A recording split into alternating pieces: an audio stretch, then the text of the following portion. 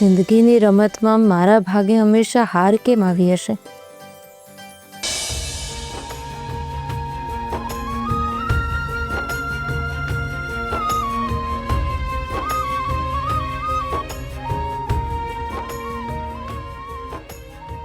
વાવ, કેટલી અમેઝિંગ જગ્યા છે.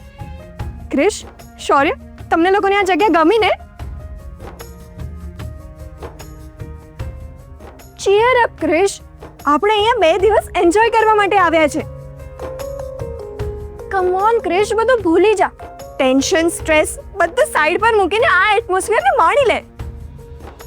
હા ગ્રીશભાઈ, કિયારા સાચું કહે છે. Let's have fun. તમે ક્યારે મેડમ છો? હા, ચાલો હું તમને તમારા રૂમ બતાવી દઉં.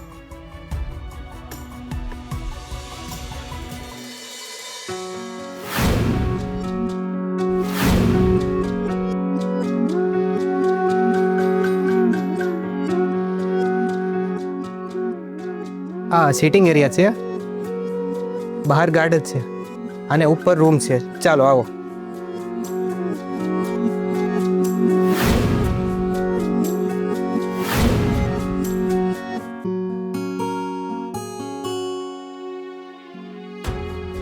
કિરણ મેડમ, આ રૂમ તમારો છે અને બીજો રૂમ તમે કહ્યો હતો ને એની સામે જ છે. ત્યાં કોણ રહેવાનું છે? આ રહેવાના છે. ઠીક છે. અને પાણી મૂકી દીધું છે અને કોઈ પણ વસ્તુની જરૂર પડે તો મને કોલ કરી દેજો. Thank you.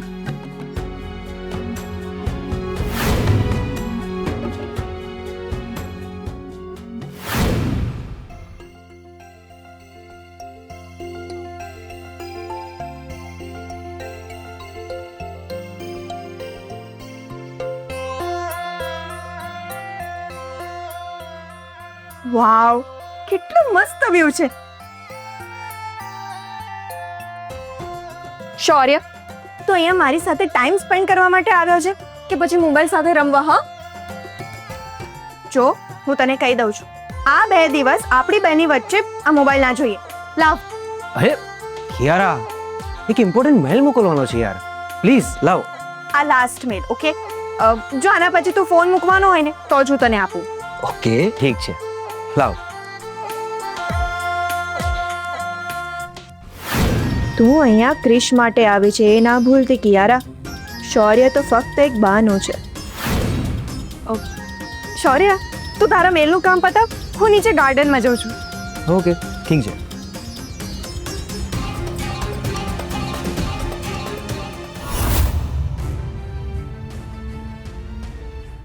આજે તું ઘરે હોત તો તું પણ મારી સાથે અહીંયા આવી હોત રાધા.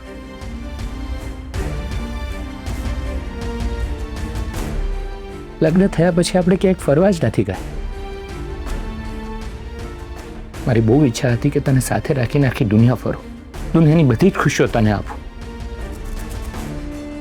પણ શું કરું? લગ્ન પછી આપણા જીવનમાં એક પછી એક એવી સિચ્યુએશનો આવતી ગઈ કે એકબીજાની સાથે હોવા છતાંય એકબીજાને સમય ના આપી શક્યા. હવે ભગવાન પાસેથી એક જ આશા છે કે તારા દિલમાં ફરીથી જગ્યા બનાવી શકું, એના માટે બસ એક ચાન્સ આપે. આઈ મિસ યુ ખાલી ડબી. I miss you so much.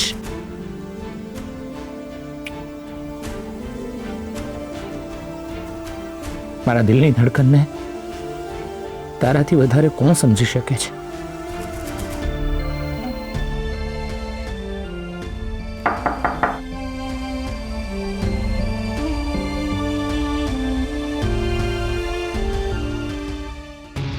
શું થયું? હું પણ તને એ જ પૂછવા આવી છું. શું થયું છે? કંઈ નહીં. ક્રિશ, તું ભલે મને ના કહેતો હોય પણ તારી આંખો ચાડી ખાય છે. શું આપણે અહીંયા એન્જોય કરવા આવ્યા છે, આમ રૂમમાં બેસી રહેવા નહીં. ચાલ બહાર. હું આવું છું, પણ શૌર્ય ક્યાં છે? એ કોઈને મેલ કરે છે, એની જાતે આવી જશે. તું ચાલ. અરે પણ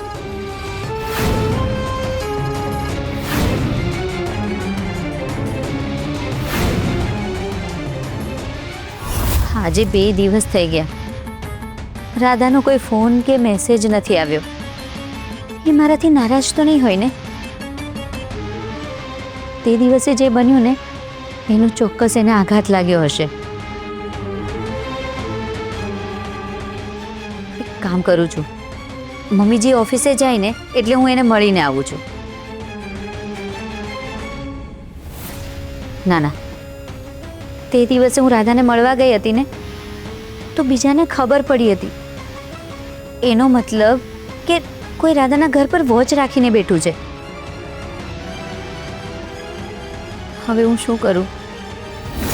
તું મારી જિંદગીમાં તો આવ્યો છે, બસ હવે થોડા જ દિવસમાં આવી જ રીતે હસતા હસતા તું આ દુનિયામાં પણ આવી જઈશ.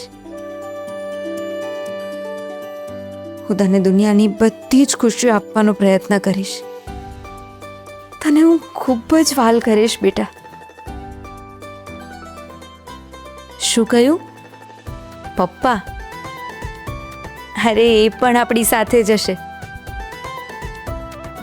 બસ હમણાં એ કોઈના કહેવામાં આવી ગયા છે,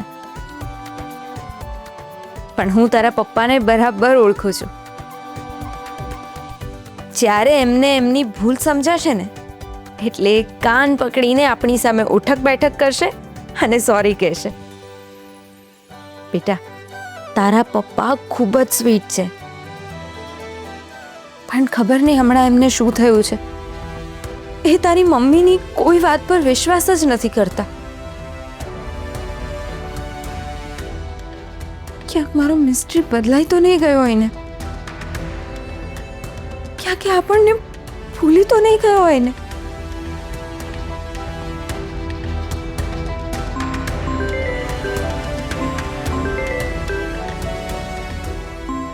જો તારા કાકીનો ફોન આવ્યો.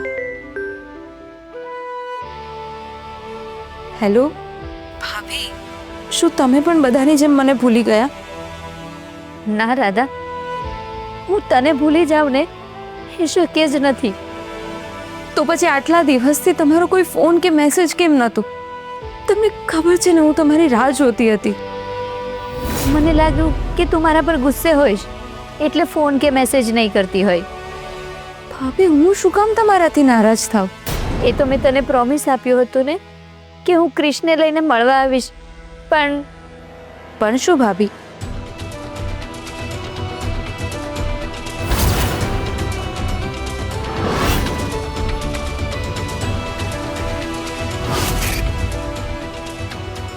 ઓહ, એટલે આ બધી કિયારાની જ રમત હતી. મને થયું જ કે જે રીતે ક્રિશ મારી સાથે ઝઘડો કરવા આવ્યો હતો ને એના પરથી મને લાગ્યું જ કે આ બધું કિયારાએ જ કર્યું હશે. તમે એને ક્રિશ બંને મારા સુધી ના પહોંચો એના માટે જ કિયારાની તબિયત બગડી અને તમારે બંને પાછું જવું પડ્યું. પણ ભાભી, મને તો એ નથી સમજાતું કે આ બધું ક્રિશને કેમ નથી સમજાઈ રહ્યું. જો કિયારાની તબિયત બગડી હતી તો પછી એ ક્રિશની પાછળ આ ઘર સુધી કેમ આવી? અને ભાભી આવી તો આવી કે ક્રિશના મગજમાં ડીએનએ ટેસ્ટની વાત નાખતી ગઈ. એક મિનિટ ભાભી, આજે મારી ત્યાં એક બેન ડીએનએ ટેસ્ટનું સેમ્પલ લેવા માટે આવ્યા હતા. શું એ ક્રિશે જ મોકલ્યા હતા? વાવ ક્રિશ, કેટલું સરસ એટમોસ્ફિયર છે, એકદમ રોમેન્ટિક.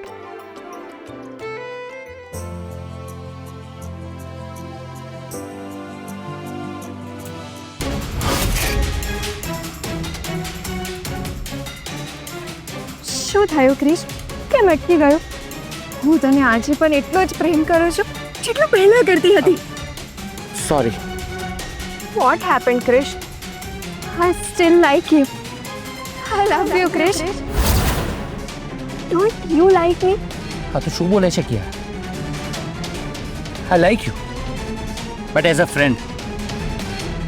તું જ કે છે ને આપણે પાસ્ટ ભૂલીને પ્રેઝન્ટમાં જીવવું જોઈએ, તો હવે તું શું કરે છે? કોઈ પોતાના પહેલા પ્રેમને કેવી રીતે ભૂલી જાય ક્રિશ? મારા દિલમાં આજે પણ તું જ છે અને કાયમ રહીશ. હું તને ક્યારેય નહીં ભૂલી શકું. Stop it Kiara. તું મારા નાના ભાઈની પત્ની છે. મારી સાથે આમાન્યામાં રહીને વાત કરજે, અને જો તું આવું જ કરવાની હોય ને તો હું હમણાં અહીંયાથી જતો રહું છું. ક્રિશ, નહીં ક્રિશ, પ્લીઝ સ્ટોપ. ક્રિશ,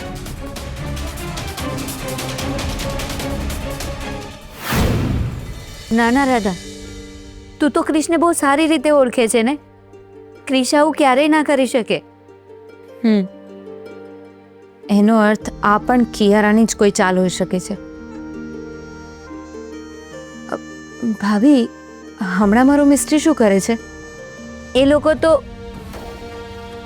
જો રાધાને ખબર પડશે કે ક્રિશ કિયારા સાથે ફરવા ગયો છે તો એને દુઃખ થશે. હેલો ભાભી, તમને મારો અવાજ સંભળાય છે? હેલો. હા રાધા, ક્રિશ ઓફિસના કામથી બહાર ગયો છે. ઠીક છે. ભાભી, તમે મારું એક કામ કરશો?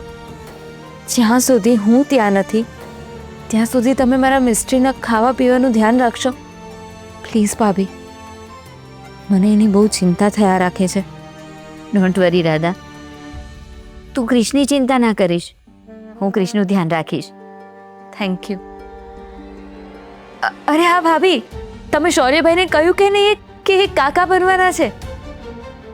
હા, મેં એને કહ્યું અને એ તો તને મળવાની જીદ લઈને બેઠો છે, પણ મેં જ એને રોકી રાખ્યો છે.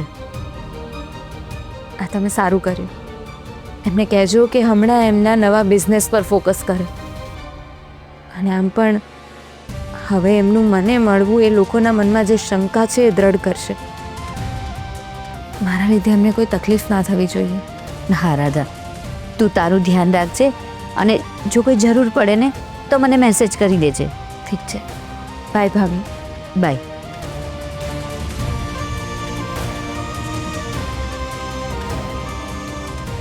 હું રાધાને ક્રિશ વિશે ખોટું બોલી. હે ભગવાન, મને માફ કરી દેજો.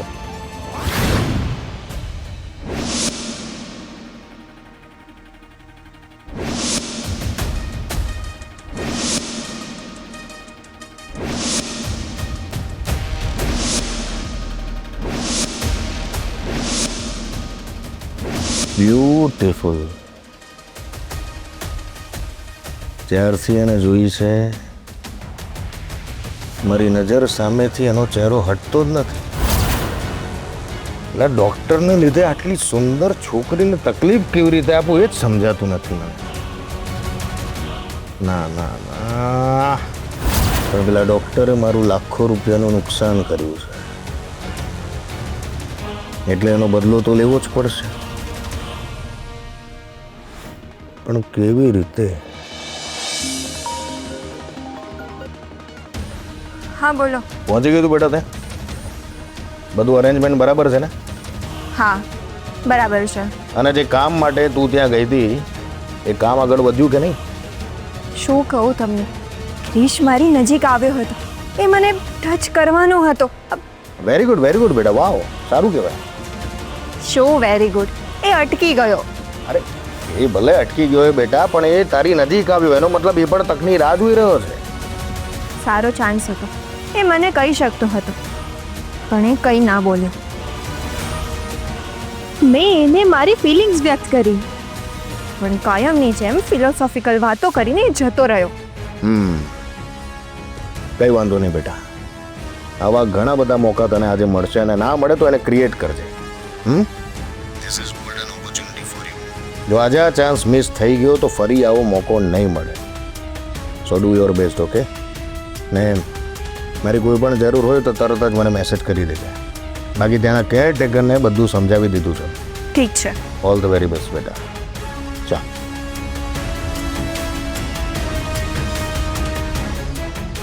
આ ક્રિશ ગુસ્સામાં ગયો છે. ક્યાંક જતો ના રહે તો સારું છે.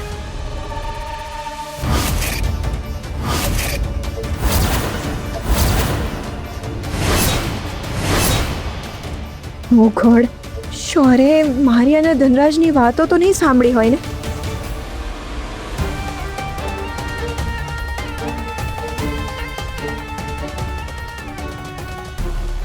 કોનો ફોન હતો કેરા? અરે આપણે ફોન મંગાવવાનો હતો ને, તો એનો ઓર્ડર આપતી હતી. તો મંગાવી લીધો? હા આપ્યો હતો, પણ એકચ્યુઅલી એમાં એક પ્રોબ્લેમ થયો ને, એટલે હું એને ખખડાવતી હતી. ઠીક છે. મારે જઈને ક્રિશને રોકવો પડશે, નહીં તો શૌર્યને ખબર પડી જશે કે ક્રિશ મારા કારણે ઘરે જઈ રહ્યો છે. એક્સક્યુઝ મી, હું 2 મિનિટમાં આવી. હા,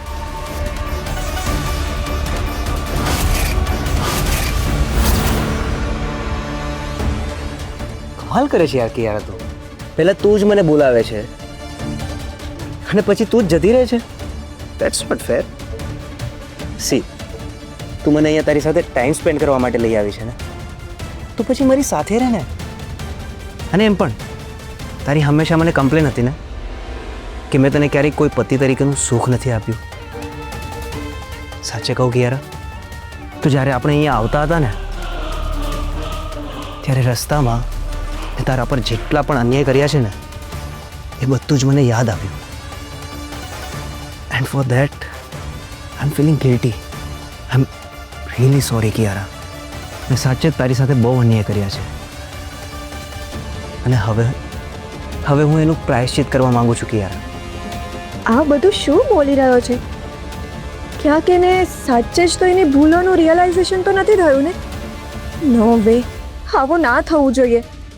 હું તો આના માટે આવી જ નથી. મારું ટાર્ગેટ તો ક્રિશ છે. શું વિચારે છે કિયારા? હા, જો અહીંયા આપણે બંને એકલા છીએ. Just you and me. આપણી વચ્ચે કોઈ નથી Kiara. And look at this weather. How romantic, don't you think? હા, એ તો છે જ. 1 મિનિટ. હા, હું આવી. હા, 1 મિનિટ. અરે, તને શું લાગે છે કિયારા? દુનિયામાં ફક્ત તું એકલી જ હોશિયાર છે? તારા જે ખેલ ચાલી રહ્યા છે ને એ મેં મારી નજરે જોયા છે. અને જે રમત તું રમી રહી છે ને એનો હું સૌથી જૂનો ખેલાડી છું. તો હવે જોઈએ કોણ જીતે છે. જિંદગીની રમતમાં મારા ભાગે હંમેશા હાર કેમ આવી હશે? કારણ કે તમે હંમેશા બીજાને જીતાડવા માંગતા હતા. આ શાંભવી તમારા માટે સૂપ બનાવીને ગઈ છે. હું ગરમ કરીને લાવ્યો છું. તમે પી લો. થોડી વાર પછી આપણે લંચ કરીશું. હાલો.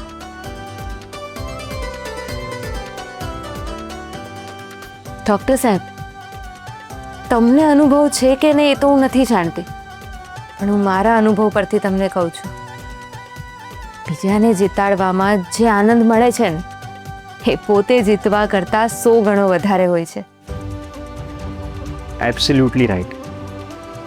જો આ વાત બધાને સમજાઈ જાય ને તો દુનિયામાં જીત હાર જેવું કાંઈ રહેશે જ નહીં. ના કોઈ ઝઘડો, ના કોઈ વોર. આપણા જેવું વિચારવાવાળા આ દુનિયામાં બહુ ઓછા લોકો છે.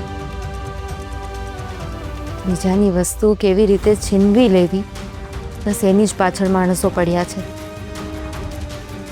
કોમ્પિટિશન, અદેખાઈ, ઈર્ષા એટલી વધી ગઈ છે કે પોતાનું ધાર્યું કરવા માટે માણસ ગમે તે હદ સુધી જઈ શકે છે. જવા દો ને, આપણે એવા નથી ને.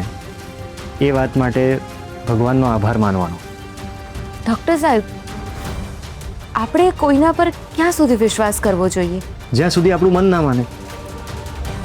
કારણ કે આપણા મનને હંમેશા ખબર હોય છે કે શું સાચું છે અને શું ખોટું. બસ સમય અને સંજોગો એક અલગ પ્રકાર લઈને આવે છે. ક્રિશ જે રીતે ગુસ્સો કરીને ગયો છે કે કિયારા ક્રિશને મેળવવામાં સફળ ના થઈ જાય, શું ક્રિશ અને રાધાનો જે પ્રેમ છે એ અધૂરો રહી જશે? આજે સવારે મને ખરાબ અણસાર આપ્યા હતા કે આખા તોફાન પહેલાની શાંતિ છે કે શું?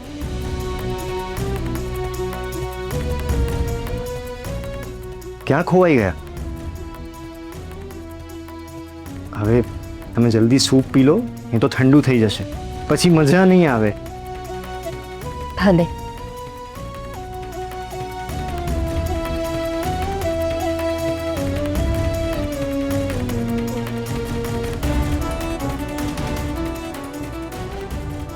ઓ માં, આ શું થયું તમને?